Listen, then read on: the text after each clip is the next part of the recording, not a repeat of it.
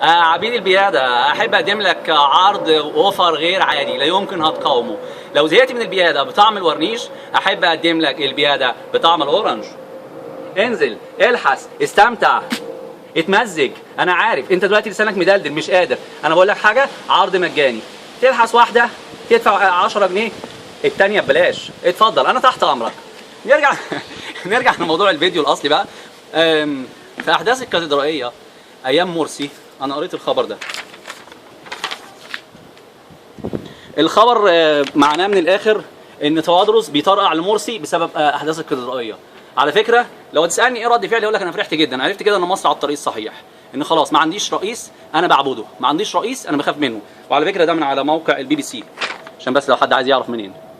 موقع البي بي سي أهو بيقول يعني إيه، يجي بوب توادرس يعني بيطرقع لمرسي بسبب أحداث الكاتدرائية. بصراحة توقعت بعد أحداث كنيسة الوراق، وخصوصا لما بيكون في القتلى طفل أو أطفال بتبقى حاجة صعبة على النفس جدا. فتوقعت بعد الأحداث ديت إن أنا ألاقي أشيل مرسي والاقي السيسي، يتشال مرسي من هنا والسيسي، وبدل الكاتدرائيه يقول مثلا كنيسه الوراق. ما لقيتش حاجه زي كده. ليه من الاخر؟ يعني الاول قلت انا بصراحه هنا فرحت بتوادرس وقلت خلاص ذكر راجل، هي دي مصر الجديده. ببص بعد كده قلت هيعمل ايه يا ترى مع احداث كنيسه الوراق؟ لقيته مع الاسف عمر مره وجاب له ورا.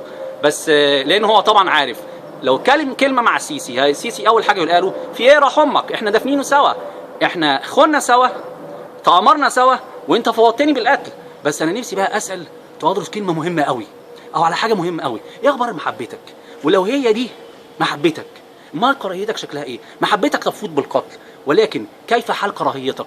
بصراحه انا بتمنى ان ادق صليب والبس صليب وادخل لك جوه كاتدرائيه مخصوص عشان استناك اول ما تقول احبوا اعدائكم باركوا لعينيكم، مش هاجي لك من ورا الصفوف الاخيره خالص عشان اقول لك احا